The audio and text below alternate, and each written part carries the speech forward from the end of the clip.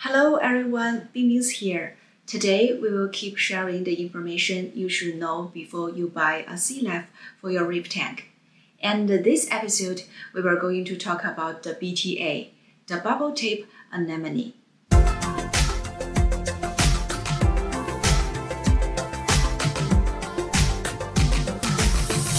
The bubble tip anemone, often called the BTA, is a popular species among reef keepers due to its vibrant colors, intriguing behavior, and a symbiotic relationship with clownfish.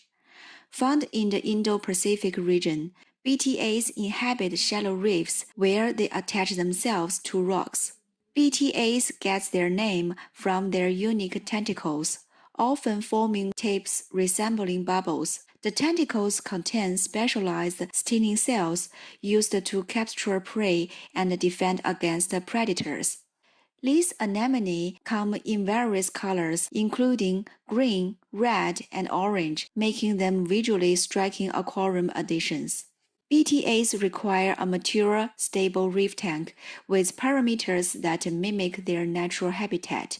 BTA does not really have high water quality requirements. On the contrary, a certain level of nitrate in the tank, such as 10 to 20 ppm, is more conducive to growth. BTAs require strong lighting to support their photosynthesis. Insufficient light can lead to bleaching, turning pale, and potentially leading to death.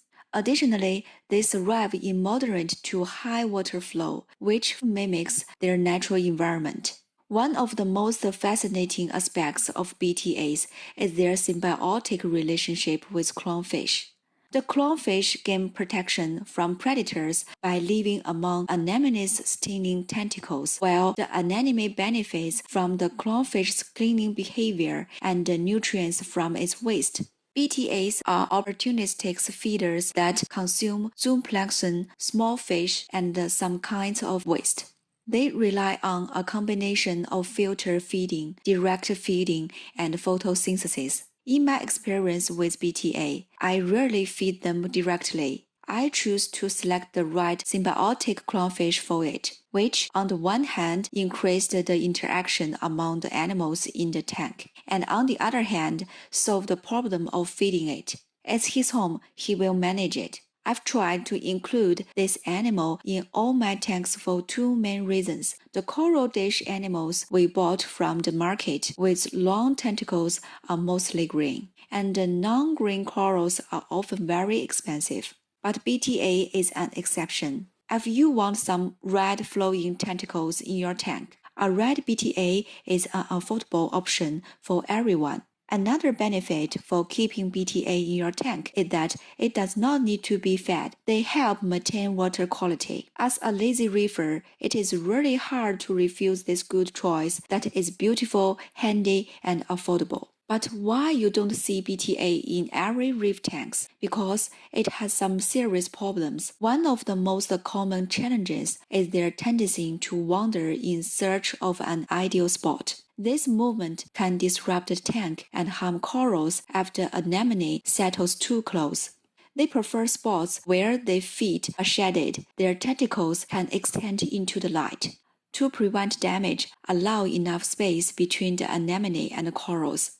I like to buy the clay-made so-called anemone home and turn its backside to the current so that BTA will feel more comfortable. But no matter what you do, they can still wander for some reason. I currently have two BTA in my tank, one of which ran to the side of zooancid and stopped moving. I'm okay with that position, win-win situation. But the other larger BTA ran right on top of my favorite star polyp. To keep my polyp alive, I had to cut off part of the polyp and put the BTA back in the clay home after trying unsuccessfully to take it off. What can I say? Both the benefits and risks of BTA stand out. For me, there are really not many alternatives to BTA that provides me with so many interesting elements. So, even though there were risks, I choose to manage. Well, here's what you need to know before owning a BTA. I hope it helps and also hope that your BTA never run. Okay, see you next time. Bye bye.